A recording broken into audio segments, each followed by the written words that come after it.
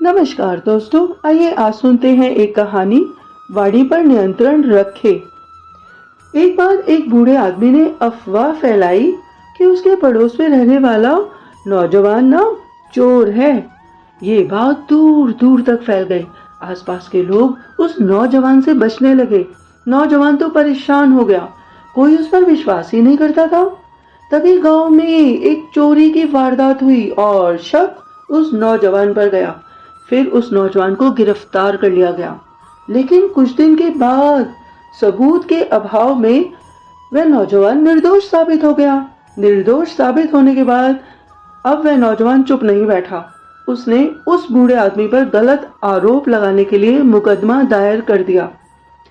तो फिर गांव में पंचायत हुई। बूढ़े आदमी ने अपने बचाव में सरपंच से कहा कि मैंने जो कुछ भी कहा था ना, वह एक टिप्पणी से अधिक कुछ नहीं था। अरे भाई, मैंने तो यूं ही कह दिया था, मैं किसी को नुकसान पहुंचाना थोड़ा चाहता था, किसी को नुकसान पहुंचाना मेरा मकसद नहीं था।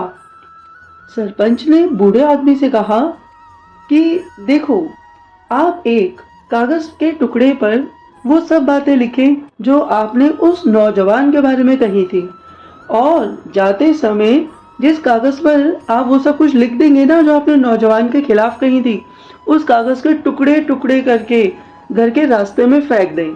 कल फैसला सुनने के लिए यहीं पर आ जाएं पंचायत में, तब आपका फैसला होगा। तो बूढ़े व्यक्ति ने ऐसा ही किया। बूढ़े व्यक्ति ने एक कागज के टुकड़े पर वो सभी बातें लिख दी कि मैंने तो टिप्पणी यूं ही की थी, ये नौजवान तो निर्दोष है। उसके बाद उसे लिखने के बाद रास्ते में उस कागज के टुकड़े टुकड़े किए और उड़ा दिए, और अगले दिन फैसला सुनने के लिए सरपंच के पास वापस आ गया। सरपंच ने बूढ़े आदमी से कहा कि फैसला सुनने से पहले अब आप वापस बाहर जाएं और जो कल आपने कागज फाड़े थे उन कागज के टुकड़ों को इकट्ठा करें और वापस मेरे पास ले आएं।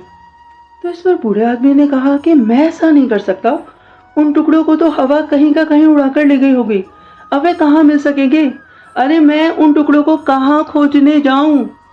तो बूढ़े व्यक्ति की ये बात सुनकर सरपंच ने कहा कि अरे भाई, ठीक इसी तरह तुम्हारे द्वारा या किसी के भी द्वारा की गई एक सरल सी टिप्पणी किसी का मान सम्मान उस सीमा तक नष्ट कर सकती है जिससे जिस व्यक्ति का मान सम्मान नष्ट हुआ हो ना, वह मान सम्मान उसे दोबारा प्राप्त कभी नहीं हो सकता। इसलिए कृपया करके, यदि आप किसी के बारे में अच्छा नहीं कह सकते तो कम से कम बुरा तो ना करें, अपनी वाणी पर नियंत्रण रखें। तो वह बूढ़ा आदमी बोला, सत्यता में सरपंच जी, मैं वह कागज नहीं ढूंढ सकता, इसी तरीके से मैं अपनी बोली हुई बात को वापस नहीं ला सकता। और आपको मालूम है कि मैंने जो बात इस नौजवान के बारे में बोल दी थी, उसको सत्य साबित करने के लिए तो मैंने कई और ऐसी भी बेकार की बातें बोली। तो इस पर सरपंच ने कहा कि अपनी वाणी पर सदा नियंत्रण रखना। आप एक बूढ़े आदमी हैं, इसलिए आपको छोड़ा जा रहा है, किंतु ये जो कहानी है ये एक सबक है हम सबके लिए कि हमें कभी भी किसी के साथ भी इतना बुरा नहीं कर देना चाहिए कि वह अपनी निगाह भी ना उठा पाए। तो दोस्तों, ये कहानी तो यहीं पर संपूर्ण हो गई। हमने इस कहानी से यही सीखा कि हमें अपनी वाणी पर नियंत्रण रखना चाहिए। बिना सोचे समझे किसी के भी बारे में कोई भी बात नहीं बोलनी चाहिए, क्योंकि हो सकता है कि आप बिना सोचे समझे कही हुई बात भूल जाएं, किंतु जिसके लिए बोली जाती है वो कभी भूलता नहीं है ना। सोचिएगा जरा इस बारे में। तो आप सब लोगों ने इस कहानी को बहुत ही ध्यानपूर्वक सुना। आपके अंदर बैठी आत्मा, आपकी ऊर्जा शक्ति को मेरा बारंबार प्रणाम है। बहुत बहुत धन्यवाद, बहुत बहुत धन्यवाद।